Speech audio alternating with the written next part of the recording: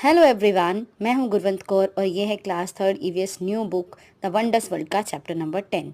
क्योंकि ये अब लास्ट चैप्टर्स में से एक है तो ऑफ कोर्स अब आपका स्टडी मटेरियल बढ़ेगा, चैप्टर्स की डिफ़िकल्टी या कह लो कि कंटेंट लेवल थोड़ा बढ़ता जाएगा, जिस वजह से ये एक ऐसा चैप्टर है जिसमें बहुत सारे कंसेप्ट्स दिए गए हैं।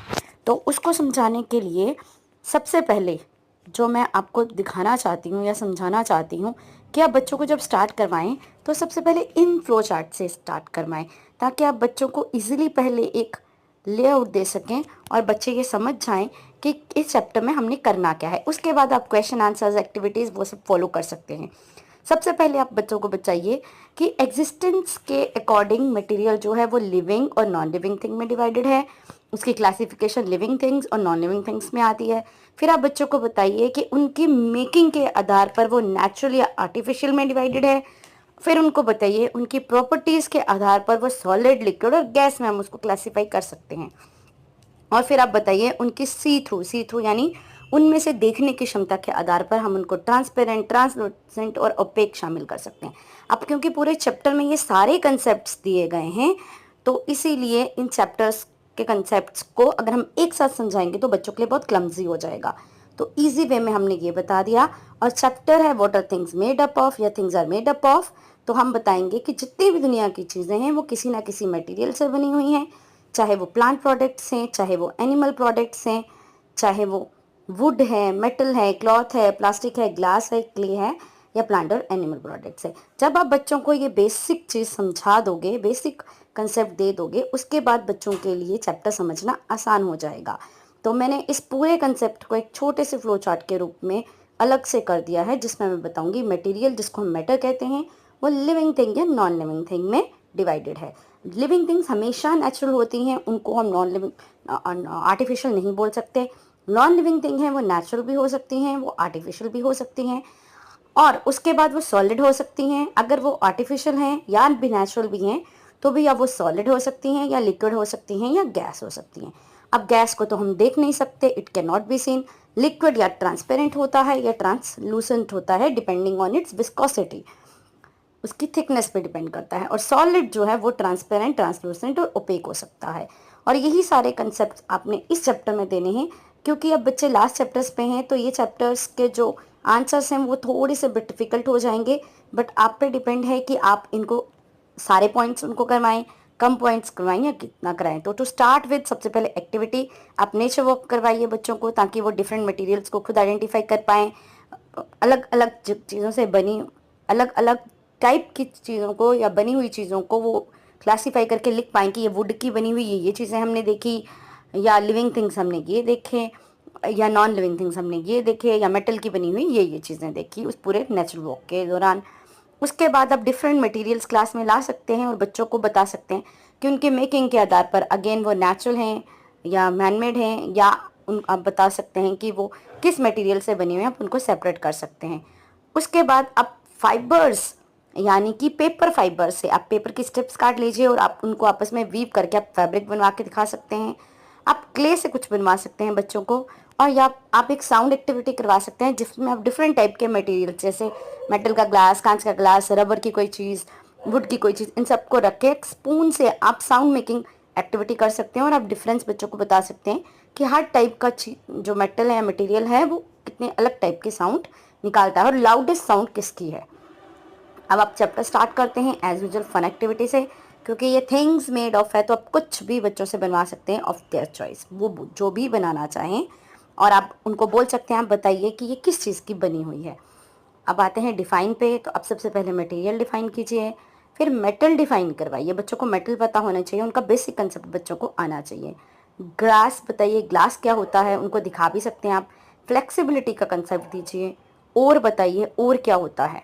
मैटर बताइए, मैटर क्या होता है और एयर क्या होती है।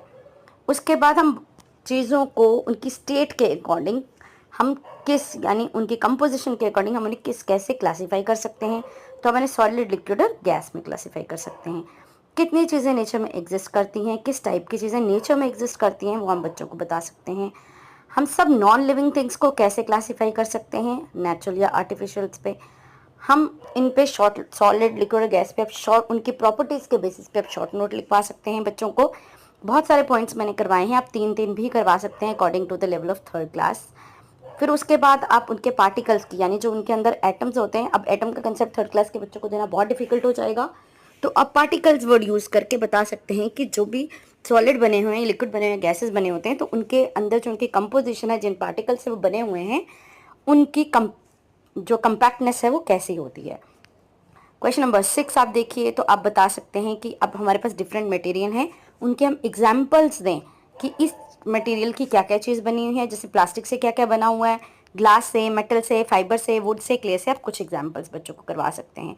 फिर आप पेट्रोलियम के बारे में, ये बुक में सब चीज़ें हैं जिनसे कंसेप्ट मैंने उठाए हुए हैं। उसके बाद आप मटेरियल की प्रॉपर्टीज़ इन जनरल आप बता सकते हैं, मटेरियल कैसे कैसे हो सकते हैं, हार्ड हो सकते हैं, सॉफ्ट हो सकते हैं, टच करने में वो स्मूथ हो सकते हैं या रफ हो सकते हैं, देखने में वो डल हो सकते हैं या शाइनी भी हो सकते हैं, है वेट में वो हैवी हो सकते हैं, लाइट हो सकते हैं, साइज में वो बिग या स्मॉल हो सकते हैं, दे कैन बी थिंग्स और thick, sorry they can be thin, ये थिन आएगा, THIN थिन, गलती से थिंग लिख लिया मैंने, ये थिन आएगा, थिंग नहीं है ये, जी शुड बी नॉट देयर, तो दे कैन बी थिन और थिक। उसके अलावा दे कैन प्रोड्यूस साउंड और नॉट, वो प्रोड्यूस साउंड प्रोड्यूस कर सकते हैं, मोटे पतले हो सकते हैं, फ्लेक्सिबल, फ्लेक्सिबल मीन्स वो कितना बेंड करते हैं, ये उनमें हो सकता है, जैसे कपड़े को आप जैसे मर्जी बेंड कर लो, लेकिन आप रबर को एक लिमिटेड मात्रा में ही बेंड कर सकते हो, आप वुड को बिल्कुल बेंड नहीं कर सकते, अदरवाइज वो ब्रेक हो जाएगी, उसको बोलते हैं फ्लेक्सिबिलिटी। तो आप वो कंसेप्ट बच्चों को दे सकते हैं। क्वेश्चन नंबर 9 है आपका, classify material on basis of the see through property. See through means उनके अंदर से झांक कर देखने की एबिलिटी पे। आप ट्रांसपेरेंट, ट्रांसलूसेंट और ओपेक कंसेप्ट बच्चों को बता सकते हैं कि ट्रांसपेरेंट वो चीज़ें होती हैं जिनके हम बिल्कुल आर पार देख सकते हैं, ट्रांसलूसेंट वो हो सकते हैं जिनके आर पार तो हम देख सकते हैं, पूरा पूरा क्लियरली नहीं, पार्शली देख सकते हैं, अधूरे रूप में देख सकते हैं। उसी तरह आप ओपेक का दे सकते हैं कि जिनके आर पर हम बिल्कुल नहीं देख सकते। उसके बाद आप लिविंग थिंग और नॉन लिविंग थिंग में बच्चों को कंसेप्ट करवा सकते हैं। डिफरेंस का इसमें बहुत सारे पॉइंट्स आते हैं, आपकी चॉइस है, आप कितने भी करवा लें। अभी मैंने 6 लिखे हैं, और ज़्यादा पॉइंट्स भी हो सकते हैं, और अगर आप मेन करवाना चाहते हैं तो आप इनमें से 3 या 4 पॉइंट्स भी करवा सकते हैं। उसके बाद ये जो फ्लो चार्ट मैंने लास्ट में आपको पहले समझा दिए थे, यहाँ पे मैंने लास्ट में दिए हुए हैं, आप समझाने के लिए उनको पहले कंसेप्ट कर सकते हैं। और ये रही आपकी वर्कशीट। वर्कशीट पे मैंने बेसिकली सारे ही कंसेप्ट्स निकाल के इसमें डाल दिए हैं, और इनके, और ये 2 वर्कशीट्स हैं इस तरह से बनाई हुई, और आप ये इनके सॉल्यूशंस भी यहाँ पे मैंने प्रोवाइड कर दिए हैं, फर्स्ट और सेकंड। उसके अलावा जो आपको बुक में करवाना चाहिए वो ये क्वेश्चन है, एक ये क्वेश्चन है, एक ये क्वेश्चन है, और एक ये वाला क्वेश्चन है।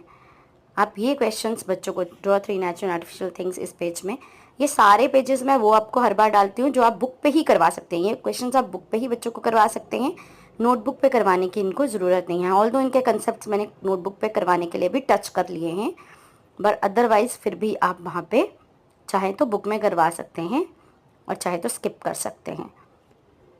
उसके अलावा जो बच्चों को अगर आप चाहें तो ये 10 के 10 क्वेश्चन करवाइए, स्किप कीजिए, अकॉर्डिंग टू आपको जितना मटेरियल उनको करवाना सफिशिएंट लगता है वो सब।